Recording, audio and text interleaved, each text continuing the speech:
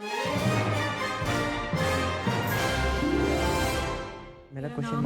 دو سوال آپ سے یہ پوچھنا چاہتا ہوں میرا سوال یہ ہے کہ اس وقت آپ دیکھ رہے ہیں پوچھیں کے سلسلے کا پروگرام. آپ کے سوال ہمارے جواب، جو جواب ہمارے پاس نہیں ہے تحقیق کے ذریعے آپ تک پہنچانے کی کوشش کریں گے. تو پوچھیں پہلا سوال.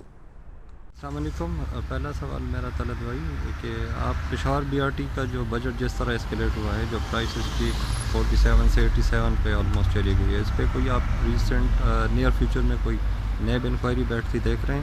اور سیکنڈلی آپ کا جو ایس ٹی ایچ کا جو پلیٹ فارم ہے، اس کو کوئی تھریٹ ہے؟ Thank you. دیکھیں، میرے خیال میں اتنی کاسٹ اسکلیشن نہیں ہوئی جتنی آپ نے بتائی ہے. 66-67 بلین کے قریب ہے، 87 نہیں ہے. انکوائری اس کے اوپر پشاور ہائی کورٹ نے آلریڈی آرڈر کی ہوئی ہے. لیکن میں آپ کا سوال سمجھتا ہوں. آپ جاننا ہی چاہ رہے ہیں کہ اتنا بڑا رفڑا پڑا ہے جس کو عام الفاظ میں کہتے ہیں، تو اس کے اوپر اس تیزی کے ساتھ انکوائری کیوں نہیں ہوئی جس تیزی کے ساتھ ایسے پروجیکٹس کے اوپر مثلا پنجاب کے اندر انکوائری ہوئی جو ہوئے ہی نہیں. اگر آپ شہباز شریف یا فواد حسن فواد کے خلاف جو پروجیکٹس کرنے کے مقدمے ہیں، ایسے پروجیکٹس جو ہوئے ہی نہیں ہیں، ان کو اٹھا کے دیکھیں تو آپ کا سوال زیادہ اہم بن جاتا ہے. اگر پروجیکٹس کو وقت پر نہ ختم کرنا اور اس کے بعد ان کی کاسٹ کے اندر بڑھوتی ہونا ایک جرم ہے، تو اس کے اوپر جلدی انکوائری ہونی چاہیے تھی اور بامقصد انکوائری ہونی چاہیے تھی. اور جہاں تک ایس ٹی ایچ کی تھریٹ کیا ہوگی، میں نے پہلے بھی پچھلے پروگرامز کے اندر بھی کہا کہ ہم کیا کر رہے ہیں، آپ کے سوال لے رہے ہیں، اس کے اوپر جواب دے رہے ہیں اور جواب کے اندر معلومات دے رہے ہیں اور اپنے تجربے کی بنیاد پر ایک تجزیہ کر کے دے رہے ہیں. تو اگر تھریٹ ہوئی تو پتہ چل جائے گا کہ اس نظام کے اندر کتنی جان ہے. لیکن میرا نہیں خیال کہ اس کے اندر کوئی تھریٹ کی بنیاد بنتی ہے. ابھی تک پاکستان کے اندر مصر، ایجپٹ جس کو ہم کہتے ہیں، اس جیسے حالات نہیں ہوئے. سعودی عرب جیسے حالات بھی نہیں ہوئے، نہ ہی چائنا والے حالات بنے ہیں. یہ ڈیفرنٹ قسم کا ملک ہے، تو اور یہاں پر لوگوں کو آزادی سے اپنی رائے کے اظہار کے مواقع میسر ہیں. فی الحال تو کوئی تھریٹ نہیں. السلام علیکم طلعت بھائی. میرا آپ سے یہ سوال ہے کہ کیا ڈاکٹر اے کیو خان کے اوپر جو الزام لگا کہ وہ ایٹمی ہتھیاروں کو دنیا میں پھیلانے کے کاروبار میں ملوث تھے، وہ اعتراض ان پہ درست ہے؟ کیا کہتے ہیں آپ اس بارے میں؟ آپ کی رائے اس بارے میں کیا ہے؟ دیکھیں، جب یہ معاملہ کھل کے سامنے آ رہا تھا تو میں اس کے اوپر رپورٹنگ کر رہا تھا اور 3-4 جگہوں سے میرے پاس معلومات بھی آ رہی تھی. انسیڈنٹلی جو میری پہلی بائی لائن ہے نیو یارک ٹائمز کے اندر، وہ اے کیو خان کے مقدمے کے حوالے سے ہی ہے اور ہمیں باقاعدہ اس کے اوپر بریفنگ دی گئی اس وقت کے جو نیوکلیئر معاملات سے ہینڈل کرنے والے زعماء تھے اور مقتدر حلقے تھے، ان کے نمائندگان کی طرف سے.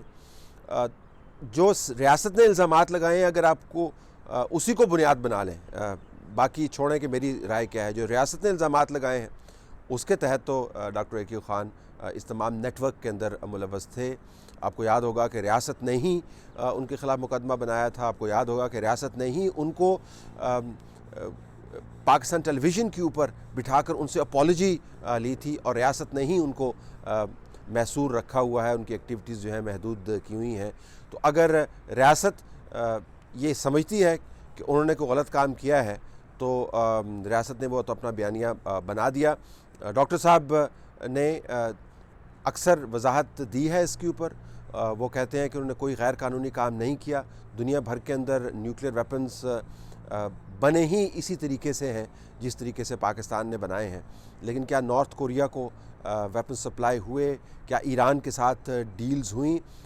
ریاست کے چلانے والے کہتے ہیں کہ ہوئیں، اور تبھی آپ دیکھ رہے ہیں کہ اے کیو خان صاحب آج کل اخبارات کے اندر آرٹیکلز لکھتے ہیں اور کبھی کبھار ایک آدھ سوشل جو گیدرنگ ہے اس کے اوپر اپنی اپیرنس کرتے ہیں. اس کے علاوہ وہ بالکل اپنی اپیرنس انہوں نے محدود کی ہوئی.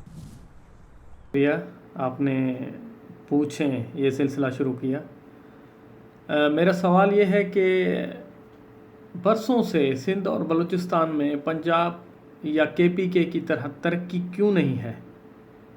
اس کی اندرونی وجوہات کیا ہو سکتی ہیں؟ دیکھیں، میں اس معاملے کے اوپر میری جو رائے ہے وہ بعض جگہوں پر لوگوں کو متنازع لگتی ہے. میرا اپنا خیال یہ ہے کہ یہ وسائل کا فقدان نہیں ہے, یہ وسائل کے استعمال کے معاملات ہیں. کے پی کے کی جو سیاسی ایلیٹ ہے, اشرافیہ ہے, وہ تمام تر اپنی خامیوں کے باوجود اس نے اپنے صوبے کے اوپر پیسہ لگانے کی کوشش کی ہے. وہاں کے جو ووٹرز ہیں انہوں نے اپنی سیاسی اشرافیہ کو مجبور کیا ہے کہ وہ وسائل کا استعمال کریں. پنجاب کے اندر بھی جو سیاسی ثقافت ہے اس میں حلقے کی ثقافت بہت اہم ہے. آپ کو اپنے حلقے کے اوپر سپینڈ کرنا ہوتا ہے, آپ کو سڑکیں بنانی ہوتی ہیں, آپ کو انفراسٹرکچر ٹھیک کرنا ہوتا ہے, آپ کو ڈیولپمنٹ پروجیکٹس لے کے جانے ہوتے ہیں. ڈیولپمنٹ کا ووٹ ہے کے پی کے اندر, ڈیولپمنٹ کا ووٹ ہے پنجاب کے اندر. بلوچستان کے اندر بدقسمتی سے اور اندرون سندھ میں بدقسمتی سے ڈیولپمنٹ کا ووٹ نہیں ہے. ووٹ کی وجوہات اور ہیں. بلوچستان میں یا نیشنلسٹ جو ہیں وہ ووٹ کھینچتے ہیں, یہ مذہبی قوتیں جو ہیں ووٹ کھینچتی ہیں, یا پھر جو ٹرائبل چیفز ہیں ان کی لائلٹیز ووٹ کھینچتی ہیں. تو اس میں ڈیولپمنٹ کا کوئی عنصر نہیں ہے. سندھ کے اندر بھی یا ایموشنل سلوگنز ہیں جس میں ایکسٹریم سلوگنز جو ہیں وہ سندھ کے استحصال کے ہیں. ایکسٹریم سلوگنز میں ایموشنل سلوگنز ہیں, بینظیر بھٹو صاحبہ اور ذوالفقار علی بھٹو کا نام جو ہے وہاں پر چلتا ہے. تو ڈیولپمنٹ کے ووٹس جو ہیں سندھ اور بلوچستان میں ویسے نہیں ہیں جیسے کے پی کے اندر اور پنجاب کے اندر ہیں. اگرچہ اب حالات تبدیل ہو رہے ہیں, نئی ٹیکنالوجی کے ذریعے لوگوں میں اویئرنیس زیادہ آ رہی ہے, تو مجھے لگتا ہے کہ آنے والے چند برسوں میں جو مقامی ووٹر ہے وہ اپنے لیڈران سے ڈیولپمنٹ مانگے گا اور ڈیولپمنٹ ہوگی. دوسرے مسائل کے علاوہ کے پی کے اور پنجاب میں یہ مسائل نہیں ہیں جو بلوچستان اور سندھ میں آپ کو نظر آتے ہیں. تاریخی پس منظر میں بنیادی حقوق کیا ہیں؟ پاکستان اور تاریخ میں فنڈامنٹل رائٹس کی تشریح کیا ہے؟ عام عوام تک بنیادی حقوق کو پہنچانے میں وفاق اور صوبہ کتنا ذمہ دار ہے, اور کیا بنیادی حقوق پرائیویٹائز نہیں ہوئے؟ ہمارے جو حقوق ہیں وہ تو آئین میں درج ہیں, لیکن جو درج شدہ حقوق ہیں وہ حقیقی حقوق سے بالکل مختلف ہمیں نظر آتے ہیں. مثلا آئین کے اندر لکھا ہوا ہے کہ ایک خاص عمر کا جب بچہ ہوتا ہے تو اس کو تعلیم فراہم کرنا ریاست اور حکومت کی بنیادی ذمہ داری ہے, اور ہر شہری کا یہ بنیادی حق ہے کہ اس کو بنیادی تعلیم ملے. کتنے بچے اسکول جاتے ہیں اور کس قسم کے اسکول وہاں پر موجود ہیں؟ ہیلتھ کی فیسلٹی لے لیں, ٹرانسپورٹ کی فیسلٹی لے لیں, زندگی کا تحفظ اگر آپ اٹھا کے دیکھ لیں, آزادی رائے کے تحفظ کے معاملات کو اٹھا کے دیکھ لیں, جو درج شدہ حقوق ہے تو سارے ہیں ہمارے پاس. اس سے بہتر حقوق آپ کو اور کیا ملیں گے؟ لیکن حقائق اس سے بالکل مختلف ہیں, کیونکہ حقیقت میں حقوق دینے سے عوام امپاور ہوتے ہیں, اور جو ہمارا رولنگ طبقہ ہے وہ عوام کو خاص حد سے زیادہ امپاور نہیں کرنا چاہتا. اور جہاں تک بنیادی حقوق کے پرائیویٹائز ہونے کا تعلق ہے, آپ درست فرما رہے ہیں, یہاں پر تعلیم کا جو معیار ہے, صحت کا جو معیار ہے, ٹرانسپورٹ کا جو معیار ہے وہ پرائیویٹ سیکٹر متعین کرتا ہے. لیکن دنیا بھر کے اندر پرائیویٹ سیکٹر اور جو عوامی سیکٹر ہے وہ مل کر معاملات کو آگے بڑھاتے ہیں. یہاں پر چونکہ عوامی سیکٹر جو ہے اس کی حالت خراب ہے, لہذا پرائیویٹ سیکٹر آپ کو ڈومینیٹ کرتا ہوا نظر آتا ہے. لیکن پرائیویٹ سیکٹر کی حقوق کی فراہمی کے اندر جو موجودگی ہے وہ اتنی غیر معمولی نہیں ہے جس طریقے سے آپ بیان کر رہے ہیں. جی, آپ کے خیال میں جو ہمیں لونز مل رہے ہیں سعودیہ سے, آئی ایم ایف سے اور دبئی سے, ان کے ساتھ کیا کنڈیشنلٹیز اٹیچڈ ہیں؟ آپ کی کیا اسیسمنٹ ہے؟ آئی ایم ایف کی کنڈیشنلٹیز تو بڑے واضح ہیں. اس کے لیے آپ کو ان کی ویب سائٹ کے اوپر جانا ہوگا, اور ان کے جو پیکیجز ہیں, جس طرح بینک کے اپنے پیکیجز ہوتے ہیں, وہ بڑے واضح انداز سے انہوں نے بیان کیا ہوا ہے. آپ کو سبسڈیز جو ہیں حکومت کی طرف سے دی جاتی ہیں مختلف سیکٹرز کو, زراعت سمیت سے اس کو کم کرنا ہے, آپ کو اپنا بجٹ کا خسارہ جو ہے وہ کم کرنا ہے, آپ کو اپنی سپینڈنگ جو ہے اس کو کنٹرول میں لے کے آنا ہے, انفلیشن کو ایک خاص لیول کے اوپر آپ نے رکھنا ہے, آپ نے ٹیکس بیس کو بڑھانا ہے, وغیرہ وغیرہ. یہ بڑے کوئی اس کے اندر ایک آدھ جگہ کے اوپر آپ کو کوئی کمپرومائز نیگوشیشنز کے اندر نظر آ جائے تو آ جائے, ویسے آئی ایم ایف کے پیکیجز جو ہیں بڑے واضح ہیں. سعودی عرب اور یو اے ای کا معاملہ جو ہے نا, میں بھی اتنا ہی کیوریس ہوں جتنے آپ کیوریس ہیں کہ کیا کنڈیشنلٹیز ہو سکتی ہیں. ایک تو یہ لون منی ہے اور بینک میں رکھی جائے گی اور اس کے اوپر انٹرسٹ ہوگا. اگر اس کے اوپر کوئی لکھت پڑھت ہوئی ہے تو وہ معاملہ اور وہ معاہدہ جو ہے آئی ایم ایف کے ساتھ اگر معاہدہ ہوتا ہے یا پرانے معاہدوں کی طرح, وہ سامنے آنا چاہیے, لیکن آئے گا نہیں, یہ آپ ریسٹ ایشورڈ, یہ سامنے آپ کے نہیں آئے گا. کنڈیشنلٹیز کیا ہوں گی؟ آپ سعودی عرب اور یو اے ای کی پالیسی کی سمت دیکھ لیں. یہ ممالک جو ہیں یہ اللہ واسطے پیسے نہیں دیتے، کوئی ملک اللہ واسطے پیسے نہیں دیتا، یہ تو بالکل بھی اللہ واسطے پیسے نہیں دیتے. یہ آپ کو اور ہمیں خام خواہ لبھانے والی باتیں ہیں جی کہ بڑی دوستی ہے ہماری ان کے ساتھ، اب پیسے دے رہے ہیں، اس وجہ سے پیسے نہیں دیتے. اب آپ جاننا چاہتے ہیں کہ کنڈیشنلٹیز کیا ہیں، واضح میرے پاس کوئی معلومات نہیں ہے لیکن واضح اشارہ موجود ہوگا. اگر آپ ان کی خارجہ پالیسی دیکھ لیں، ان کی ضروریات اس وقت دیکھ لیں اور یہ دیکھ لیں کہ ہم ان ضروریات کو پورا کرنے میں کتنے مددگار ثابت ہو سکتے ہیں تو آپ کو کنڈیشنلٹیز نظر آ جائیں گی. طلعت صاحب، پچھلے چند سالوں سے ہمارے ملک کے میڈیا کے آزاد ہونے کا بڑا چرچا تھا اور میڈیا جمہوری حکومتوں کو گھٹنے ٹیکنے پر مجبور کر دیتا تھا، لیکن جو ہی اصل طاقتور اداروں کے سامنے کھڑے ہونے کا وقت آیا تو سوائے چند صحافیوں کے سارے مالکان اور صحافی ریت کی دیوار ثابت ہوئے اور نہ صرف سچ بولنا چھوڑ دیا بلکہ اداروں کے جھوٹے بیانیوں کو سچ ثابت کرنے لگے. کیا کبھی پاکستانی عوام مین سٹریم میڈیا سے سچ سن سکیں گے؟ Thank you. آنے والے ماہ و سال میں تو یہ ممکن نہیں ہے، لہٰذا آپ شجر سے پیوستہ رہیں، امیدیں بہار رکھیں، لیکن بہار بڑی دیر کے بعد ممکنہ طور پر آ سکتی ہے. میں نہیں سمجھتا کہ میڈیا نے سویلین حکومتوں کو گھٹنے ٹیکنے پر مجبور کیا. سویلین حکومتوں کے جو معاملات ہیں اس کو بہت مؤثر انداز سے واضح کیا. بعض جگہ پر مبالغہ بھی تھا، بعض جگہ پر پروپیگنڈا بھی تھا، میں اس سے بالکل اتفاق کرتا ہوں. لیکن جو جمہوری حکومتیں ہیں ان کی ایک مجبوری ہے کہ وہ جمہوری بن نہیں سکتی جب تک وہ میڈیا کو آزاد طور پر کام نہ کرنے دیں، اور آزاد میڈیا جب کام کرتا ہے تو اس کے اندر قباحتیں بھی ہوتی ہیں اور اس کا نقصان بھی جمہوری حکومتوں کو اٹھانا پڑتا ہے.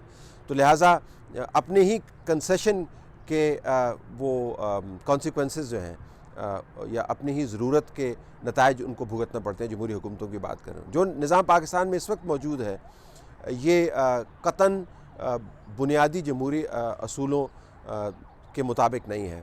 یہ ایک ہائیبرڈ سسٹم ہے جس کے اندر اور ڈائارکی اس کو کہہ سکتے ہیں، جس کے اندر اصل طاقت کا منبع اور مخرج جو ہے وہ قوتیں ہیں جو جمہوری طور پر معرض وجود میں نہیں آئیں.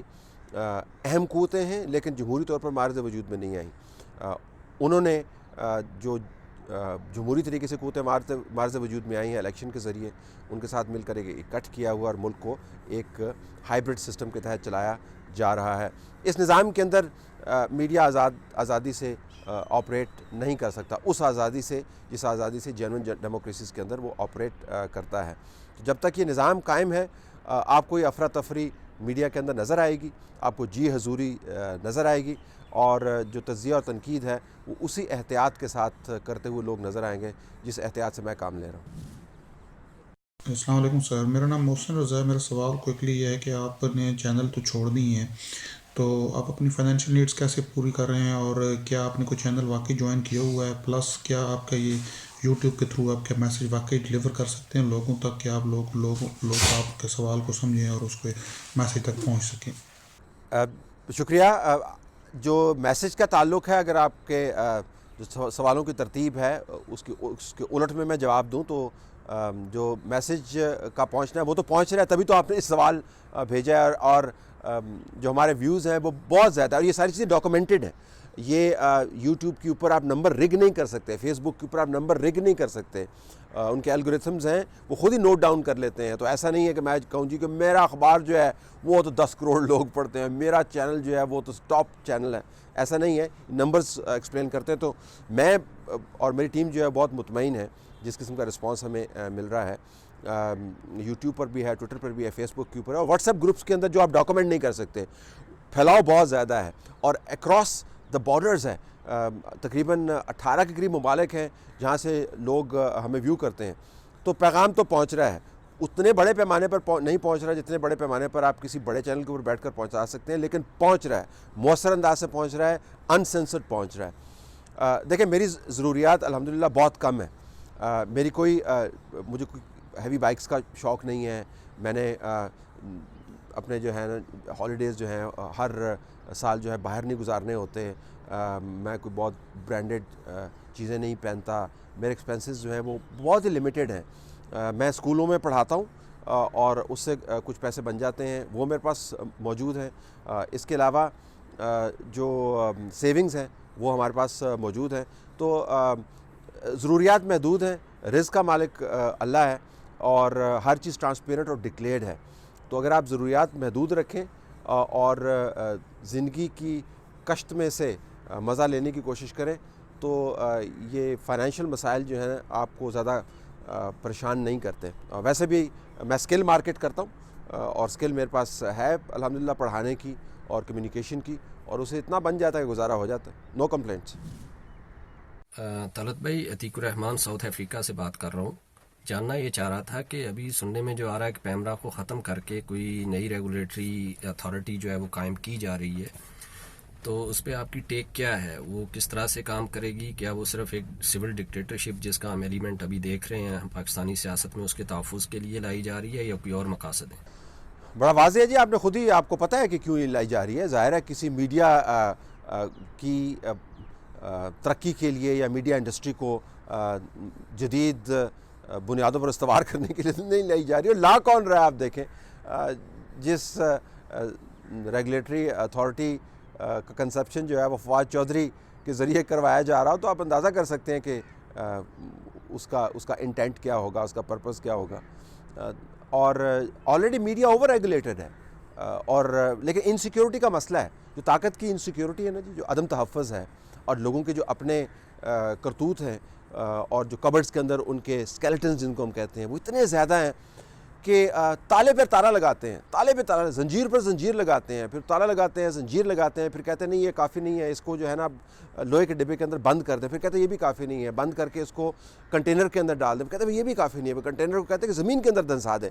تو جو پاور کی انسیکیورٹی ہے وہ اس قسم کی اوور ریگولیشن کی طرف لوگوں کو مائل کرتی ہے. لیکن اگر اوور ریگولیشن اور کنٹرول کے ذریعے جو کارنامے ہیں وہ چھپتے, تو میں پہلے بھی کہہ چکا ہوں, عراق کے اندر صدام حسین کے کارنامے چھپ جاتے, قذافی کے کارنامے چھپ جاتے, سیریا کے اندر کارنامے چھپ جاتے. جو اوور ریگولیٹڈ ریاستیں ہیں ان کے اندر کارنامے جو ہے نا چھپتے نہیں ہیں, بالخصوص اگر سیاسی طور پر اتنی ڈائیورس ہوں, ان کے اندر اتنا تنوع ہو جتنا پاکستان کے اندر ہے. السلام علیکم سر, میرا سوال آپ سے یہ ہے کہ جس طرح دوسرے صحافی, اینکر وغیرہ خلائی مخلوق سے ڈرتے ہیں, آپ کیوں نہیں ڈرتے؟ آپ کو کس نے کہہ دیا میں نہیں ڈرتا؟ بالکل ڈرتا ہوں. ڈرنا چاہیے, کیونکہ دیکھیں یہ جو عمومی تصور ہے نا کہ صحافی جو ہے وہ سپر مین ہے یا آئرن مین ہے, وہ درست نہیں ہے. صحافی کو گولی لگتی ہے, اس کے اندر سے بھی خون نکلتا ہے, اس کا بھی سر پھٹتا ہے, وہ بھی دہشت گردی کا شکار ہو جاتا ہے, اس پر بھی وحشت طاری ہو جاتی ہے, وہ ہراس ہو جاتا ہے. عام آدمی ہے, اپنا کام کرنے کی کوشش کر رہا ہے. ایک ایسا معاشرہ جس کے اندر سچ سننے کی ہمت نہیں ہوگی یا سچ کے لیے کھڑے ہونے کی ہمت نہیں ہوگی, وہاں پر لوگوں کی جو توقع ہے سچ بولنے والوں سے, میں اس پر حیران ہوتا ہوں کہ اتنی بڑی بڑی توقعات وابستہ کی ہوئی ہیں, خود گھروں سے نکلتے نہیں ہیں اور کہتے ہیں کہ جناب آپ سارے سچ بولیں. تو ایک تو یہ کہ عمومی طور پر ایک ماحول بنا ہوا ہے ہراسمنٹ کا, وہ سب کو متاثر کرتا ہے. لیکن میرے خیال میں یہ پروفیشنلزم کا بھی امتحان ہے. آپ کو اپنی بات پہنچانی ہے اور بچ کر چلنا ہے, لیکن آپ بچ کر چلتے چلتے کمپرومائز نہیں ہو سکتے. یہ پروفیشنلزم کا امتحان ہے. اگر وکٹ ٹھیک نہیں کھیل رہی, اگر وکٹ کو رگ کر دیا گیا ہے, اگر اس کے اندر کھڈے ڈال دیے گئے ہیں, تو آپ ٹیسٹ کو ابینڈن تو نہیں کر سکتے. کھیلنا تو آپ نے ہے, پھر پروفیشنلزم کا آپ کا امتحان ہے. ہو سکتا ہے امتحان کے اندر ہم فیل ہو جائیں, لیکن کوئی یہ تو نہیں کہے گا کہ آپ نے کوشش نہیں کی اور امتحان سے بھاگ گئے. تو ہم اس وقت کوشش کر رہے ہیں کہ ہم پر یہ مستقبل میں تہمت نہ لگے کہ جب امتحان پڑا تو ہم بھاگ گئے. عمران خان کو پاکستان کے موجودہ حالات کا کس حد تک ادراک ہے, اور اگر ہے تو وہ کس حد تک اس بارے میں فکر مند ہیں؟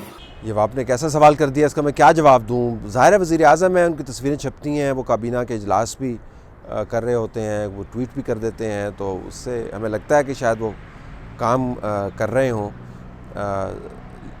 کس حد تک ان کو حالات کا احساس ہے اور ادراک ہے, تسلسل مجھے ان کے کام کے اندر, ان کے کمٹمنٹس کے اندر نظر نہیں آتا. اور انکریزنگلی وہ ریلائی کر رہے ہیں انہی ٹولز کے اوپر جن کے ذریعے انہوں نے اپوزیشن کی, یعنی میڈیا کے اوپر بڑا ان کا فوکس ہے, انٹرویوز کے اوپر بڑا فوکس ہے, کنٹرول طریقے سے انفارمیشن لیک کرنے پر ان کا فوکس ہے, امیجز خاص قسم کے ریلیز کرنے کا ان کو فوکس ہے. لیکن اگر آپ ایک معیار متعین کریں کسی بھی حکومت کی ریفارم کے حوالے سے سنجیدگی کا تو وہ لیجسلیشن ہے. آپ نے قانون سازی کے ذریعے ملک کے اندر ریفارم لانی ہے جو طویل المدت ریفارم ہے. ایک بھی پیس آف لیجسلیشن ابھی تک ہمارے سامنے نہیں آیا. تو اس سے آپ کو اندازہ ہو جائے گا کون کتنا سنجیدہ ہے اور کون کتنا غیر سنجیدہ ہے.